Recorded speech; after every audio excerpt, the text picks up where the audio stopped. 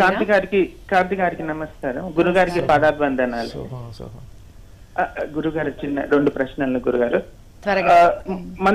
మంత్రం త్వరగా సిద్ధించాలంటే ఏ సమయంలో చేయాలి? వాటికి నియమాలు చెప్పాలి గురుగారు. ఇప్పుడు వసుధా మంత్రం గాని ఇంకా వేరేవి అని.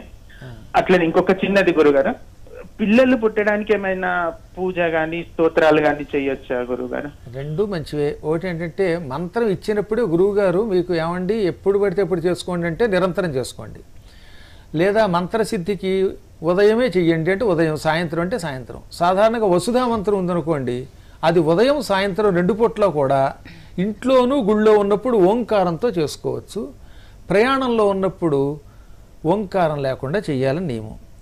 సిద్ధి తొందరగా అవ్వాలంటే ఉదయం 1000 సాయంత్రం 1000 చేసుకోవాలి. ఇప్పుడు కలియుగంలో ఉద్యోగం చేసేవాళ్ళకి అంత సమయం దొరకట్లేదు కాబట్టి అవకాశాన్ని బట్టి 108 సార్లు చేసుకోండి. ఎప్పుడన్నా సెలవులు వచ్చినప్పుడు ఎక్కువసేపు చేసుకోండి.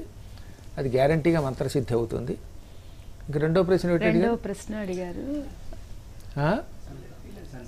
సంతానం కోసం లలితా సహస్రనామ పారాయణము చేసి ఆవు వెన్న నైవేద్యం పెట్టండి అమ్మవారికి. అందులోనే ఉంటుంది చూడండి, నవనీతం ప్రదద్యాత్తు పుత్రలాభం భవేధ్రువం. నవనీతము అంటే వెన్న, నవనీతం అయితే ఇంకా మంచిది. అంటే అప్పుడే తీసిన వెన్న అమ్మవారికి నివేదన చేసి సహస్రనామం చదివాక ఈ వెన్న కేవలం ఆ దంపతులే తినాలి. ఇతరులకు ప్రసాదంగా పెట్టకూడదు, బయట వాళ్ళకి పెట్టకూడదు. మిగతా అన్ని ఇతరులకు పెట్టచ్చు. కానీ ఇది సంతానం తమకి కావాలని కోరుతున్నారు కనుక ఆ దంపతులు తింటే ఇక వాళ్ళకి సందేహం లేకుండా పుత్ర సంతానం కలుగుతుంది. అందులోనే రాస్తాడు ఉత్తరపీఠికలో, నవనీతం ప్రదత్యాత్తు పుత్రలాభం భవేత్. ధ్రువం అంటే గ్యారంటీ అన్నమాట, తప్పదు, వచ్చి తీరుతుంది, తప్పక వస్తుంది. ఇది చేసుకోండి.